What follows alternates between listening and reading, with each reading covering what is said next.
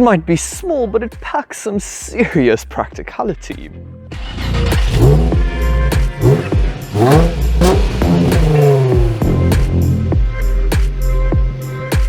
Hi guys, Eric here and welcome back to my channel. Today we will be having a look at this 2017 Hyundai Creta 1.6 Executive. If you really want a Hyundai SUV but your budget doesn't quite stretch to a Hyundai Tucson, the Creta will be right up your alley. For everyone else though, test drive one first. A big congratulations is in order to Luke Ayers for correctly identifying the wheel design of a Mazda MX-5. Well done, Luke! Would you like to be mentioned in my next video? All you have to do is to make sure that you're subscribed to my channel and tell me what car this wheel design belongs to using the comment section below. Be sure to identify both the make and model. Let's see who knows most about cars. A really big thank you to the accommodating, thoughtful and helpful staff here at ASJ Motors. They have a huge selection of quality used cars located in 2 locations in the Overberg region. One is in the industrial area of Hermanus, the other is located on the main road of Verliesdorp. They are open for business, so be sure to check out their catalogue, link in the description box below. The Creta is a compact SUV from South Korean manufacturer Hyundai.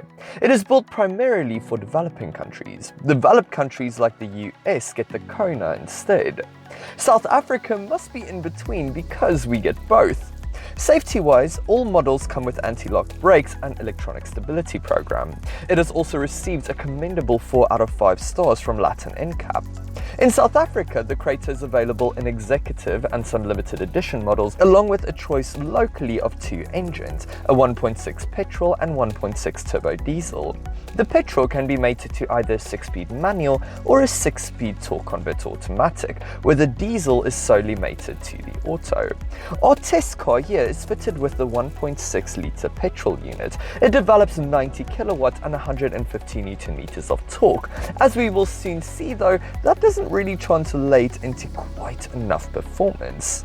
When it comes to its looks, it really does look a lot like its bigger brother, the Tucson, if a tad more angular. The front in particular reminds me a lot of it. In profile, it looks quite derivative, and the wheels seem a bit lost within its wheel arches. The rear is again very reminiscent of the Tucson, particularly the light clusters and rear window. It must be said the design is very unassuming and teetering on bland, so if you want a car that draws attention, perhaps look elsewhere. What is the interior like though? Is it a bit more exciting?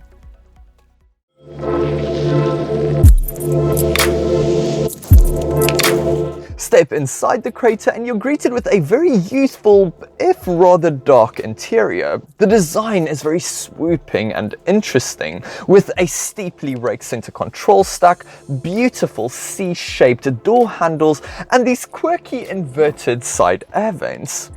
Build quality is excellent. There is a genuine sense of solidity from in here, and this example has over 140,000 kilometers.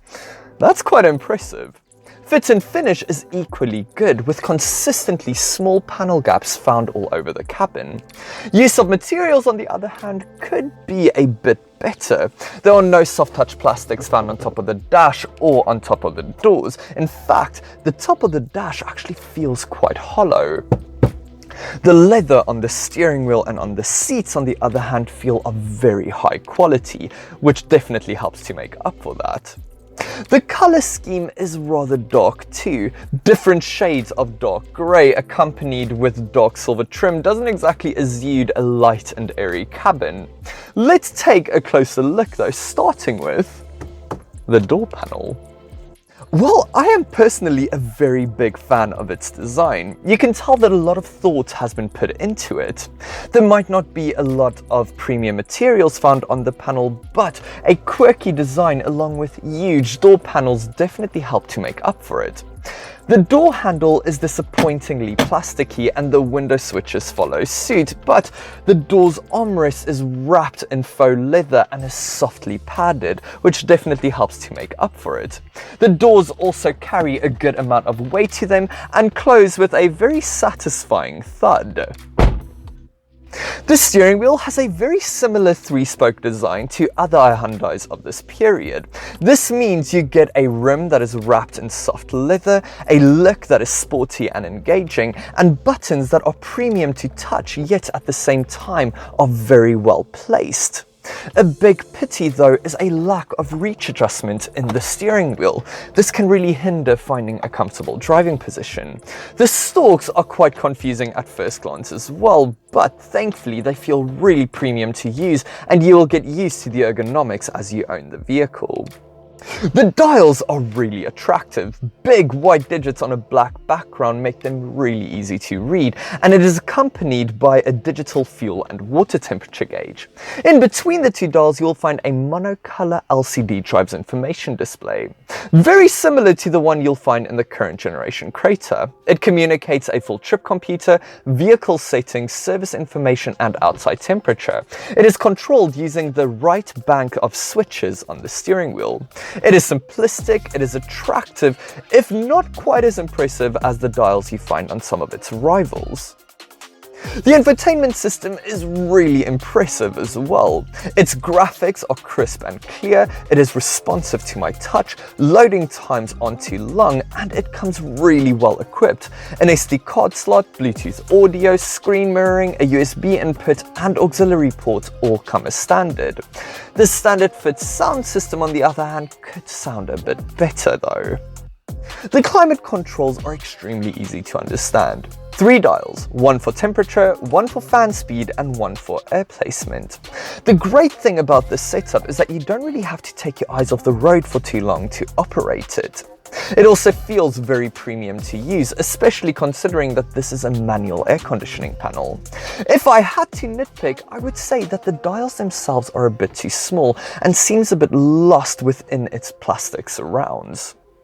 Turning to the seats, I am thoroughly impressed by the Creta's pews. They are really comfortable and yielding, yet at the same time provide good support.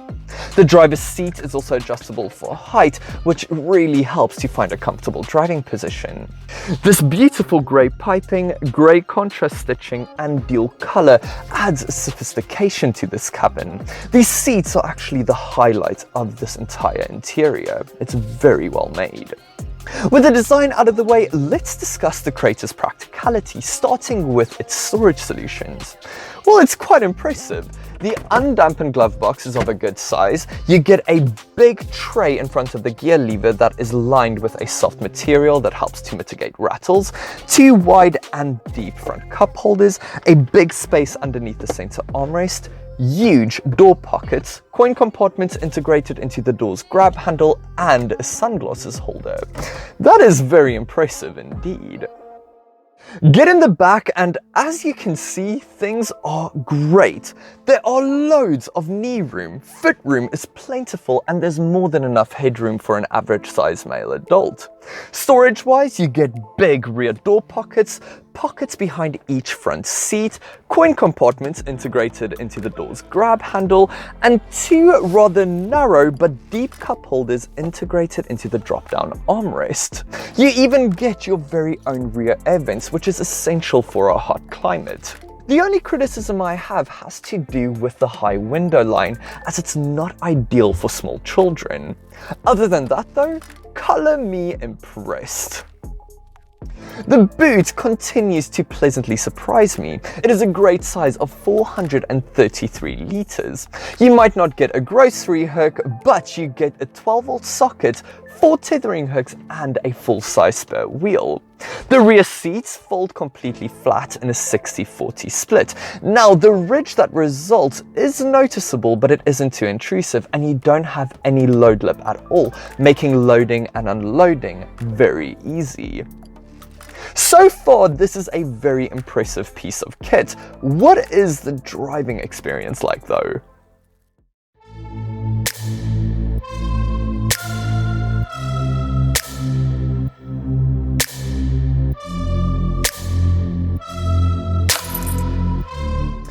Starting with driving around town, the Creta does alright. All the controls are nice and light, and the turning circle isn't too wide, especially considering that this is a small SUV. Now, while forward visibility is excellent, rearward visibility isn't that great, especially because of that small rear window. Thankfully, you do get rear parking sensors as well as a reversing camera, so parking isn't nearly as much of a chore as you might think. The gearbox is quick to respond as well, but I have an issue with the engine. It is a bit loud and thrashy, and it feels a bit underpowered. Thankfully though, the suspension is nice and comfortable, and the seats follow suit. Out on the twisties, and the Creta does alright, at least for what it is. There is some body roll present and the steering is rather numb, but you never feel out of control. The engine does not like to rev though. Out on the open road, and you can tell that the Creta is a better suited town runabout. Road noise and tire roar isn't exactly deafening by any means, but it is present, and the engine lacks enough oomph to overtake swiftly should the opportunity arise. It's not completely lifeless though, there is enough power to keep up with traffic. On the other hand, the suspension is very comfortable and these seats are extremely supportive and yielding at the same time. Regardless though, I wouldn't want to be in this car on very long journeys. When it comes to reliability, the Creta performs well. Common problems include a steering tacking sound when going full lock, something that happens on other Hyundais as well, and excessive clutch wear. Always make sure that it has a full service history though. Look after it and it should look after you. There are many rivals to the Creta as well. The most obvious one will be the Kia Seltos. It has a very interesting exterior and a well-built cabin, but it isn't as safe as the Creta. Then there is the Nissan Juke, funky looks and good engines, but it isn't quite as practical as the Hyundai.